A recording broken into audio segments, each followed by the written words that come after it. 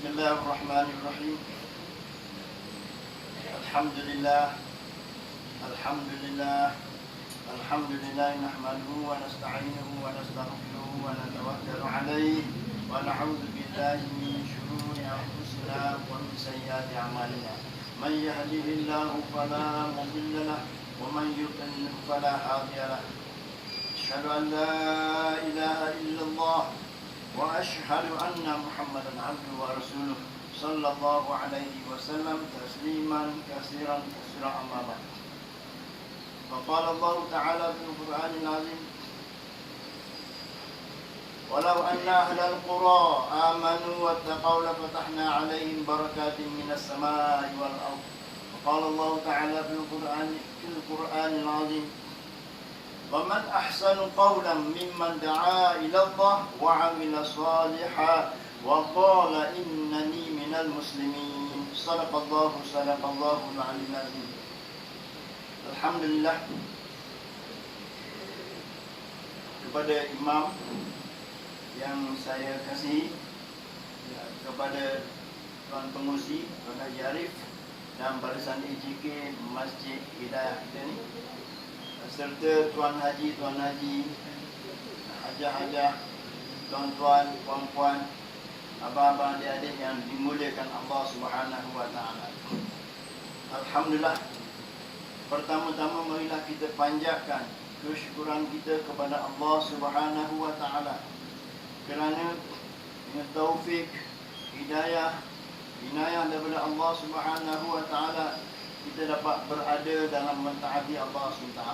Pada saat ini kita berada dalam menunaikan perintah Allah Subhanahu wa Ta'ala. Kita baru selesai sembahyang maghrib, fardu maghrib. Cara jemaah, cara Nabi sallallahu alaihi wasallam, cara yang Allah paling kasihi. Dan seterusnya kita berada dalam satu majlis perkongsian sedikit ilmu agama yang berkaitan dengan pengurusan harta pusaka. Mudah-mudahan kita akan dapat manfaat dalam sedikit masa yang ringkas ini antara maghrib dengan isyak. Sebab topik ini dia sedikit teknikal, tapi saya akan cuba cerita dalam bentuk yang santai-santai. Tidak dia kena ada whiteboard yang kira-kira. Ini tak ada, nak bagi sebab ilmu pengurusan harta pusaka ni jarang diperkatakan di masjid atau surau, jarang dibincang, ataupun kita kebelakangkan ilmu ini. Walau ini ilmu agama. Dalam Quran, buka surah An-Nisa ayat 11, ayat 12, ayat 7174. Boleh buka, lihat terjemahannya. Jelas Allah Ta'ala cerita satu persatu macam mana pengurusan pembagian harta orang. Jadi alhamdulillah tuan-tuan, bapa-bapa yang dimuliakan oleh Allah Subhanahu wa Ta'ala, pengurusan harta pusaka. Kalau kita undur belakang sedikit, kita orang Islam, kita kena ada perancangan. Perancangan kita daripada hidup sampai mati dan sampai selepas mati. Kita nak jadi apa dan bagaimana untuk kita dapat kejayaan ataupun kerajaan daripada Allah Subhanahu wa Ta'ala. Sama ada ibadah yang berkaitan fizikal kita ataupun ibadah yang berkaitan dengan harta kita. Sebab setiap umat, dalam hadis Nabi sallallahu alaihi wasallam, maksudnya kurang lebih setiap umat ada fitnah tersendiri. Setiap umat ada fitnah. Dan fitnah umat tu adalah harta. Fitnah di sini bukan bermakna tomahan atau tuduhan, tapi fitnah di sini adalah ujian. Harta ujian kepada kita. Sayyidina Ali beritahu, kalau kita ada ilmu jaga kita. Tapi kita ada harta, kita kena jaga harta. Salah jaga, musibah akan datang kepada kita. Jadi tuan-tuan bapa yang dimuliakan oleh Allah SWT, apa itu ilmu berkaitan dengan harta pusaka? Setiap kita yakin dan kita tahu bahawa setiap kita ni akan bertemu dengan Allah SWT. Kullu nafsin za'iqatul maut. setiap yang hidup pasti akan menemui kematian. Itu akhir hidup kita, untuk hidup tempat yang baru. Jadi bila kita mati, mati adalah syarat untuk kita bicara berkaitan dengan harta pusaka. Tak mati tak boleh. Syarat tak mati. Kena mati dulu baru keluar harta pusaka. Jangan bincang harta pusaka tak mati lagi. Kecuali kita bincang dalam bentuk ilmu. Harta pusaka dia ada 3 perkara. Pertama, syarat mati dulu. Yang kedua dia ada harta. Tidak macam mana nak rancang, nak urus harta pusaka. Kalau harta tak ada. Tapi setiap kita ni semua ada harta, banyak atau sedikit, ataupun kadang-kadang kita terlupa yang kita ada harta. Dan yang ketiga, kena ada waris. Mati dulu, tinggal harta tinggalan. Dengan harta tinggalan ni, kita kena agihkan kepada waris. Ini ilmu berkaitan dengan harta pusaka. Pertama, kita rancang. Kedua, kita urus. Macam mana di dalam masa hidup kita, kita rancang kita punya aliran tunai atau dia bagi cash flow, berapa dapat, berapa belanja, berapa bagi, negatif ke, positif ke, macam mana tu kita jalan kehidupan dalam macam tu. Yang kedua, kita lihat kita punya net worth, kita punya nilai aset kita berat sebelah mana, sama ke, ataupun hutang lebih daripada aset, atau aset lebih daripada hutang. Yang balance tu macam mana, kita status kita negatif ataupun positif. Yang ketiga, kita ada rancang buat sedikit simpanan. Ini Nabi ajar kisah Nabi Yusuf. Kita buka kisah Nabi Yusuf 7 tahun. Itu bukan topik kita hari ini. Ada perancangan simpan untuk apa? Nak pergi haji, simpan nak kahwin, simpan nak beli rumah, simpan untuk keperluan kita. Dan dengan simpanan juga kita boleh bayar zakat dan seterusnya. Yang keempat, kita ada dia panggil pelaburan lah. Pelaburan betul. Jangan sekali skema banyak. Hati-hati. Kiri kanan. Terutama yang nak pencing tu adalah sampai timbul wasap. Dia tahu. Dia ada informal dia. Jadi hati-hati. Jaga-jaga. Bukan tuan-tuan saya pun terima. Kita boleh terpisah sebab setakat ni lah. Tapi akan datang tak tahu. Kadang dia cerdik. Pintar dalam penipuan. Jadi hati-hati. Seterusnya, apa yang kita rancang? Kita rancang perkara perlindungan. Orang bercakap sekarang takaful. Kau beli rumah ada takaful. Kau beli kereta pun ada takaful. Tak ada insurans, tak boleh keluar tax. Dan macam-macam lah. Lepas tu yang kelima, kita ada dipanggil purification. Kita membersihkan harta kita. Sebagai warga negara, bayar cukai. Sebagai orang Muslim, bayar zakat. Kadang kita ingat zakat fitrah ya. Zakat lain, aku tak layak. Betul ke tak layak? Ada 3 bank. Campur 3,000, 3,000, 3,000. Lepas dia punya nisab dia. Kita kena ambil tahu. Allah Maha tahu. Pengutip zakat atau pusat zakat, dia tak tahu. Kita tipu ke, kita terik ke. Tapi Allah SWT Maha mengetahui. Jadi kita kena cakna. Bersihkan harta kita, kena bayar zakat. Ini hukum perintah. Sifat orang Muslim ada duit cukup. Kau dia cukup nisab, bayar. Itu pun melibatkan perancangan. Kadang terlepas padang. Kita bayar zakat fitrah di bulan Ramadan. Hal lain tak ada. Kita kata tak ada. Rupanya ada. Terselit dekat tabung haji, terselit dekat ESP, terselit sana sini, campur-campur. So, hati-hati. Dan yang akhir sekali yang ilmu kita nak bincang sekarang. Distribution. Selepas dah habis kita rancang, akhir sekali kita akan menemui kematian. Sama ada tua atau muda. Syarat mati bukan tua. Syarat mati bukan sakit. Syarat mati apa dia? Apa syarat mati? Satu aja syarat mati. Syarat mati hidup. Siapa hidup pasti mati. Jadi tak kira sakit. Ada kadang-kadang orang sakit 30 hari duduk ICU, boleh hidup. Ada orang tak sedar. Pagi tadi makan pagi dengan dia. Saya bawa balik daripada Damak kerja mari di sini. Dalam Allah izin sampai kematian datang bila-bila masa. Syarat kita hidup. Yang hidup kena mati. Jadi sebelum mati kita rancang. Kita rancang di antara banyak-banyak perancangan, di antaranya berkaitan dengan harta pusaka. Kalau tak diurus jadi harta kasar sikit lah, puaka. Dengan harta pusaka yang tak diurus, tak dirancang, tak ada ilmu, dia akan menyebabkan pertelingkahan, pertikaian antara ahli keluarga. Lagi last sekali permusuhan dan pergaduhan, dan akan hilang kasih sayang antara ahli keluarga. Kenapa? Tak ada ilmu untuk uruskan harta. Salah faham, silap faham, berebut dan sebagainya. Kenapa? Tak ada iman. Kerana lemah iman. Kerana tak ada ilmu. Ulama bagi tu, kita tinggal keluarga kita dengan dua perkara, harta dan ilmu. Kalau ilmu, harta. Jangan harta saja. Paling kurang ada ilmu. Kalau ada ilmu, dia pandai cari, insyaAllah harta tu. Tapi kalau tinggal harta tanpa ilmu, yang banyak pun bergaduh. Sekarang kita, kalau kita baca berita-berita terkini, ada satu dah dapat dia punya harta persaka dia. Kalau ibu, saya lepas sikit. Kalau ibu, suami dia mati, ibu dapat berapa? Ibu dapat 1/6. Kalau isteri dapat berapa? Suami mati, isteri dapat berapa? 1/8 jika ada anak. Mana banyak 1/6 dan 1/8? Banyak 1/6. Mak lebih banyak pada isteri. So isteri ni mungkin kurang sikit ilmu, dia sedikit tidak puas hati dengan mak dia sendiri. Bukan dengan mak si suami dia, mak betul dia. Sebab beza tu 10 juta. Bukan RM10, 10 juta. Jadi dia walaupun duit yang dia terima duit percuma dah. Selapur apa, tapi masih lagi tak puas hati. Timbul sedikit pertanyaan, pertikaian.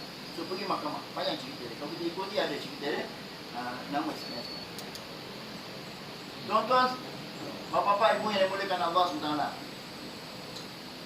betapa seriusnya pengurusan harta pusaka yang tak diurus dengan sempurna untuk makluman dan pengetahuan.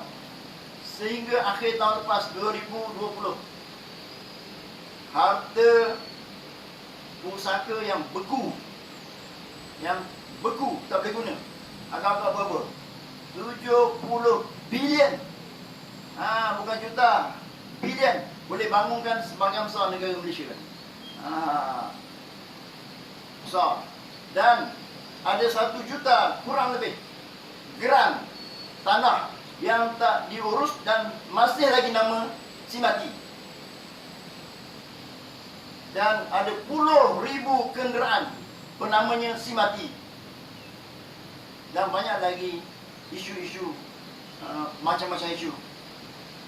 Kerana tak diurus. Sebab kita orang Melayu di antaranya, Allah, mak, ayah, mak. Contoh mak meninggal, tanah kubur merah lagi. Kau cakap pasal harta. Bukan masalah berebut harta. Kita mahu urus. Sebab bila seseorang mati, bukan harta dia, harta waris. Tak tiba berebut harta. Kena faham, kena segerakan. Yang antara kita segera selesai harta. Jangan dia susah kat kubur. Kita nak urus ni, perkara pertama, hutang orang mati. Sebab tu kalau selepas jenazah keluar, kita sembahyang tu seorang kat depan. Sama ada imam ataupun wakil keluarga akan berkata apa? Saya abang si mati, nama XYZ. Saya nak maklum sesiapa yang ada hutang dengan arwah ini. Saya abang beliau, sila datang tuntut hutang itu dengan saya. Sebelum jenazah keluar rumah, dah ada announcement supaya selesai hutang. Jadi macam mana? Kita kena ambil berat. Supaya yang jenazah tu dikubur dengan selamat dalam konteks harta ni. Dan kita pun dapat urus dengan baik dan sempurna waris yang berhak terima harta pusaka tersebut.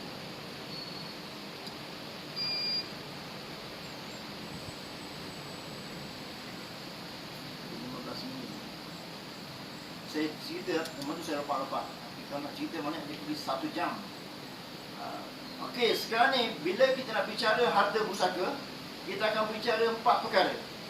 Pertama, harta. Kita kena faham dulu harta. Tidak nak bagi macam mana. Yang kedua, waris.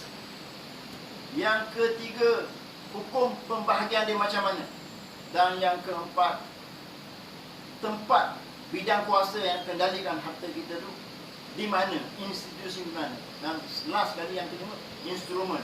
Yang tu teknikal. Kalau 4 perkara ni dalam masa 15 minit. Ringkas. Tak faham, nanti kita bincang semua. Pertama, harta. Harta kita kena faham. Kadang-kadang dengar bila kita cakap pasal harta pusaka, saya tak ada harta pusaka, tak nak belajar ilmu faraid, tak nak belajar ilmu mengurus. Dia dah nafi tak ada. Walau siapa tak ada harta. Kita harta cuma kita tak tahu. Okey, harta ni dua jenis. Satu harta alih, satu harta tak alih. Harta alih ni duit kita, sama ada kat bank ataupun simpan bawah bantal. Kita punya ASN, PSN, ASB, tabung haji, saham koperasi, saham pasaran, saham Kuala Lumpur. Macam-macam. Basikal kita, motosikal kita, kereta kita, apa lagi yang selain pada yang melekat di bumi, itu semua harta berubah. Harta apa? Harta alih. Harta alih. Harta tak alih ni dua saja, tanah dan bangunan. Sama ada rumah, gudang ke kedai. So dua-dua harta alih, harta tak alih dibekukan. Kita dibekukan bila berlaku kematian. Untuk cairkan dia, kita kena urus. Nak cairkan dia, kita kena urus. So katakan bila berlaku kematian, harta kita kena pasti harta alih dengan harta tak alih. Campur sekali dapat 1/3. Contoh 100,000. 100,000 ni tak boleh difaraikan lagi. Sebab di sana ada beberapa perkara yang perlu diselesaikan terlebih dahulu. Pertama, hutang si mati. Dia ada hutang tak? Ada hutang rumah tak apa, ada insurans cover, ada takaful cover. Hutang lain, kita kena cari, kena ambil tahu. Selesaikan hutang. Hutang ada dua, hutang dengan Allah, hutang dengan manusia. Hutang dengan Allah, haji, zakat, besar-besar. Contoh haji, kita tahu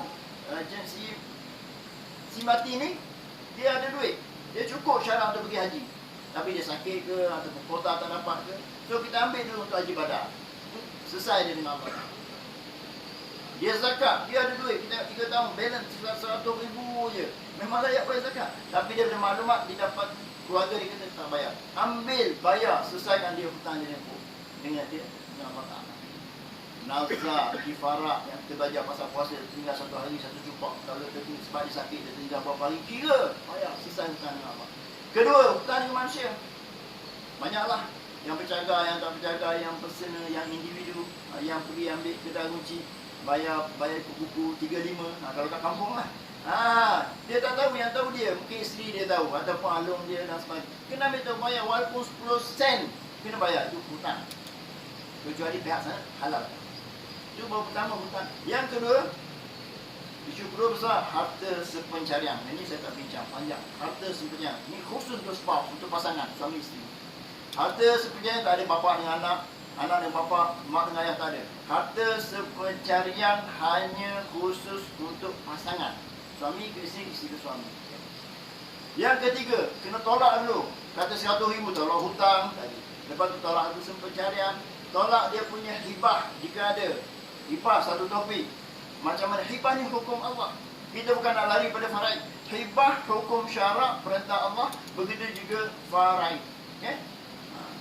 Yang ketiga wasiat. Yang ketiga wasiat. Wasiat sunat. Ada kalanya wajib. Wajib bila kita tahu kita ada hutang. Sebelum meninggal, tulis wasiat. Ayah ada hutang ni belum selesai lagi. Kita tak tahu kita mati bila. Sebab tu kena buat wasiat. Nabi SAW kata, tak berhak, tak sepatutnya satu orang mukmin, dia ada benda nak diwasiatkan, dia tidur 2 malam turut-turut, tapi tak buat wasiat sebelum di sisi ini.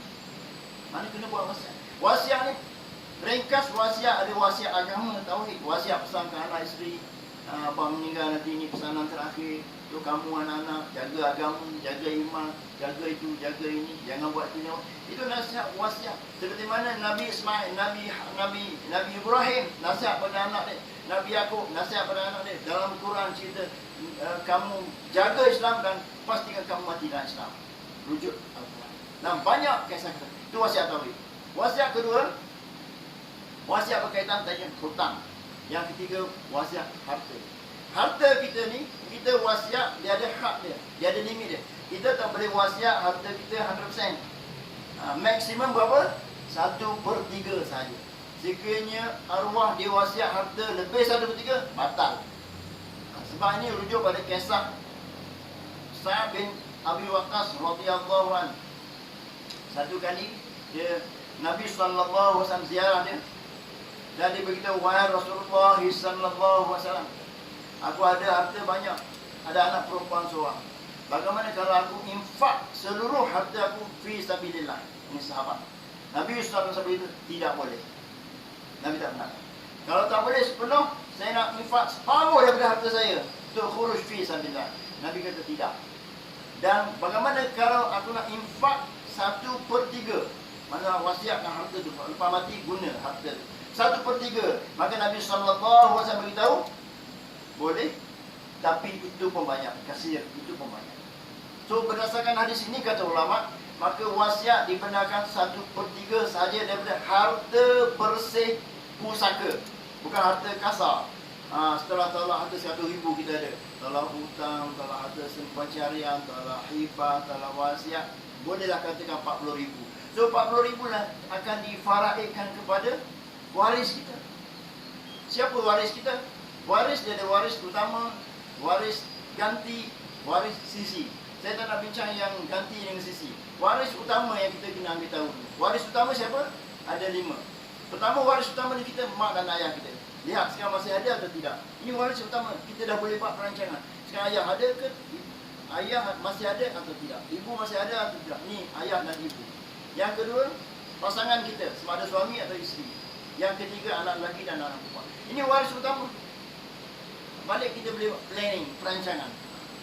So, dari segi kadar yang dibagi, Quran dah sebut satu persatu. Tak perlu kita, bukan Nabi SAW itu. Ini Quran, Allah Ta'ala beritahu terus tentang pembahagiannya dalam faraid.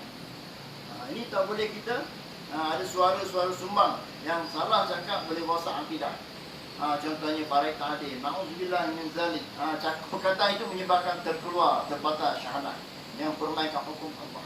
Tak faham tanya, tak faham tanya lagi sampai kita faham.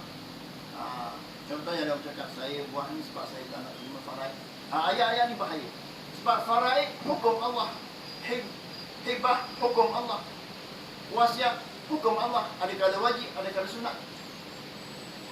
Wakaf lebih-lebih lagi. So kita berpindah, beramal antara satu hukum dengan satu hukum. Ada kala kita faraid, ada kala kita hibah, ada kala kita wasiat, ada kala kita wakaf, sedekah. Semuanya hak Allah, semua hukum Allah. Kita tak faham tanya. Jangan kita kritik, na'udzubillah minta. Saya ambil satu contoh lah. Satu contoh lah.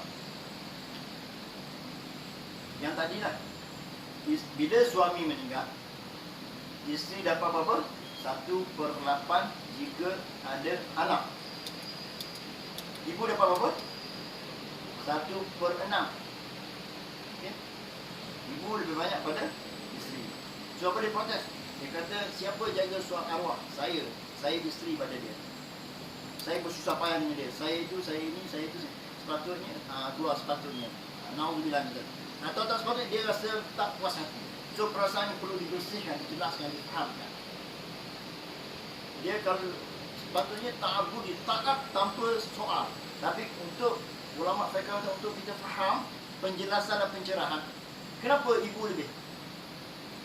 Ini pencerahan patut tadi soal, tapi nak jelaskan mereka. Kenapa ibu lebih daripada isteri?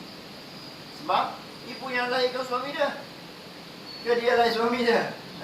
Dia datang kemudian. Yang lahir si arwah tu, suami dia adalah ibu. Pengorbanan satu orang ibu, tak payah cerita, hebat, dahsyat dan besar. Allah Ta'ala bagi dia lebih. Dan dalam masa yang sama, isteri tu, pada ketika itu dia isteri. Satu masa yang lain dia ibu. So ada masa dapat 1/8, ada masa bila yang dapat 1/6. Tak ada isu. Sebab tu kena faham, buka minda kita, buka hati kita. Apa yang Allah hukum pasti baik dan betul benar untuk kita. Tak tahu, keliru, cari ustaz, cari guru. Kita bincang dan tanya, selesai kekhilafan yang kita ada dalam apa-apa hal hukum agama. Contoh. Jadi tadi saya beritahu pertama, harta. Bila meninggal, tinggal harta tinggalan ataupun harta pusaka yang kasar, yang gross. Lepas tu tolak hutang, tolak harta pencarian, tolak wasiat, tolak hibah. Kalau ada wakaf, tolak wakaf, bagi. Contoh 40,000. So 40,000 difaraidkan. Lepas tu, siapa waris? Ambil harta. Siapa waris? Waris ni datang daripada nasab, keturunan, darah. Satu lagi, waris akan datang daripada perkahwinan. Kalau cerai aja putus habis. Satu melalui nasab, satu melalui perkahwinan. Dan yang ketiga, agama. Na'udzubillah, kalau murtad, keluar dari agama, terputus dia punya waris dia. Bukan waris lagi. Tapi yang biasa kita perkatakan dua. Pertama, keturunan dia. Kedua, perkahwinan. Bila dia berkahwin saja, maka dia adalah waris kita. Itu waris. Lepas tu, dah ada harta, kita nak selesaikan mana, nak uruskan mana. Sebab berkaitan harta pusaka ni, dia ada undang-undang, dia ada peraturan. Jadi kita kena pergi kepada 3 tempat. Pertama, sekiranya harta kita, harta peninggalan kita tu berjumlah 2 juta ke atas. Rumah, tanah, kereta, kedai, apa-apa campur jadi 2 juta ke atas. Maka kena urus bidang kuasa yang nak uruskan, nak urus takbir harta itu adalah mahkamah tinggi. Kedua, sekiranya harta itu bawah daripada 2 juta, ini harta campur semua, alih dengan tak alih, campur semua, kurang daripada 2 juta, maka pergi ke mana? Unit pusaka kecil dekat pejabat tanah. Ketiga, sekiranya harta tunai sahaja, harta alih sahaja bernilai 600,000 ke bawah, pergi ke amanah raya. Bidang kuasa ini diberi oleh akta bahawa amanah raya berhak boleh uruskan harta pusaka tunai ataupun tak, ataupun alih berjumlah tidak lebih 600,000. Bila usaha nak mengesahkan sedia faraid hibah, pergi mahkamah syariah. Mahkamah syariah akan keluarkan surat faraid. Siapa nama dia, berapa banyak dia dapat, semua dia.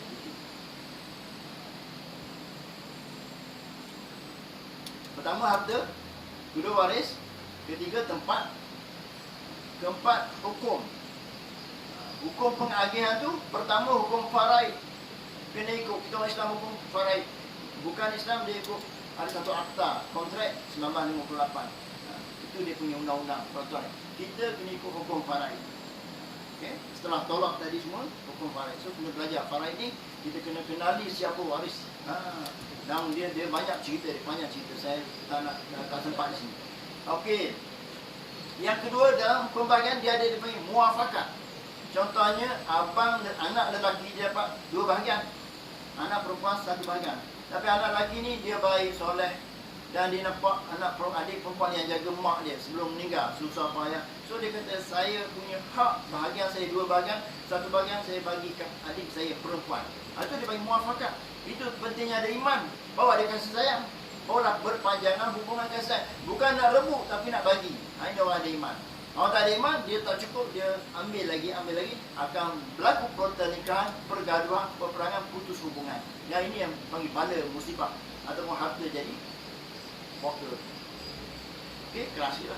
Yang ketiga, faraid, muafakat, dan yang ketiga takharush. Berlaku pada Abdurrahman bin Auf. Berlaku pada Abdurrahman bin Auf radhiyallahu anhu. Dia ada 4 isteri. Dia tinggal harta, sebelum dia meninggal, angka dia besar. Tak silap saya, tak pasti, refer balik 1 bilion lebih. 4 isteri bagi. Satu isteri dapat apa ni? 1 per 8. Kalau 4 isteri 1/8 setiap awal ke? Atau macam mana? Kena bagi 4. 1/8 bagi 4. 8 kali 4, 32. Mana 1/32 seorang. Tapi salah seorang isteri dia ni, dia kata tak apa, saya ambil 1/16, bagi saya takharus, bagilah pada korang. Sebab itu pun dapat juta-juta. Okay? Betapa mulianya hati mereka. Dia bukan mengambil hak orang, hak dia bagi. Ini sifat-sifat orang takut dengan Allah. Sifat-sifat ahli syurga. Dia faham kehidupan dunia sementara, akhirat kehidupan sebenar. Dunia sementara, akhirat selamanya. Jadi dia faham. Maka bila dia bagi, dia akan merapatkan hubungan kasih sayang antara keluarga. Okey. Ni 3 hukum. Faraid, muafakat dengan takharush. Jangan ada, tapi jarang berlaku. Jadi ini gambaran lebih kurang ringkas untuk kita beri kesedaran pentingnya urus harta pusaka. Kita ambil sikit masa ya. Okey, last kali saya ambil, kita lompat sikit. Okey. pengurusan harta pusaka dengan ada wasiat. Satu lagi, pengurusan harta pusaka tanpa wasiat. Beza dia besar. Yang tak ada wasiat ni, bila dia mati dia kena buat 6 perkara, 7 perkara. Nampak? Okey, satu saya cerita. Pertama, dia kena lantik pentadbir. Sama ada daripada keluarga dia ataupun daripada amanah raya ataupun institusi. Kedua, dia kena kumpul waris, kenali waris, jejaki waris. Yang mati kena proof surat kematian. Tak ada, tak boleh. Mahkamah ke, ini pesaka kecil ke ataupun ARB takkan terima. Mana kita kena buat kerja tu. Kedua, ketiga, kumpul senarai harta nilai payah. Ayah dah meninggal contohnya. Harta ayah berapa? Kat mana, di mana, mana geran. Payah tu.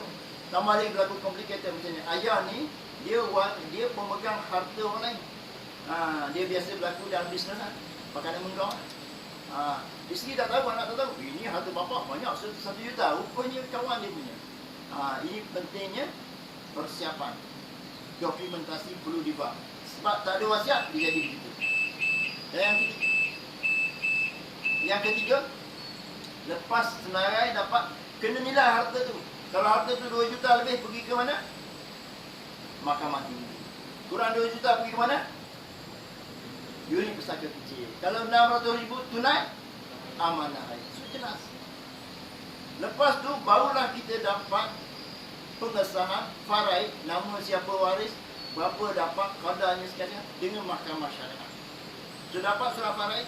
Siapa pernah tengok surat faraid? Surat faraid kita tak pernah tengok lah, sebab tak mati lagi.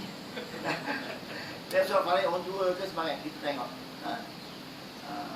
Kadang-kadang dia tengok surat faraid ni, kita insaf. Suatu masa orang tengok surat faraid kita. Jadi dapat semua, barulah ada surat takbir, kuasa untuk uruskan harta. Mana proses dalam itu. Dia memakan masa berdasarkan pengalaman lepas 3 ke 5 tahun. Kadang-kadang 20 tahun tu selesai. Itu jadi 70 bilion ni. Sementara yang ada wasiat, yang ada wasiat dia buat 3 benda je. Bila dia mati, kita dah lantik pentadbir. Itu wasiat ni wasi. Kita dah lantik wasi. Wasi contoh ARB. Contohnya ARB. So ARB bertindak sebagai wasi. Dia tu datang ke rumah kita dan dia akan baca wasiat terakhir. Bahawa saya mewakili wasi kepada arwah ayah kamu. Di antara pesanan terakhir ayah kamu ialah pertama, jaga sembahyang, jangan gaduh, hidup baik-baik, selalu doa untuk ayah. Semua akan meniti air mata atau menangis pada ketika wasiat terakhir itu dibaca di hadapan anak-anak. So ini pesanan terakhir. Kita menuju ke kubur, tapi ada satu orang baca wasiat untuk kita. Bagus tak? Sangat bagus. Waktu yang paling bagus nasihat ketika suasana macam tu. Kehilangan ibu, ayah atau isteri atau suami yang tersayang. Baca semua. Baru nak bincang faraid, tak gaduh-gaduh. Sebab dah ada satu motivasi yang menyentuh hati. Yang baca tu bukan keluarga kita, orang lain. Pertama. Yang kedua kita buat apa?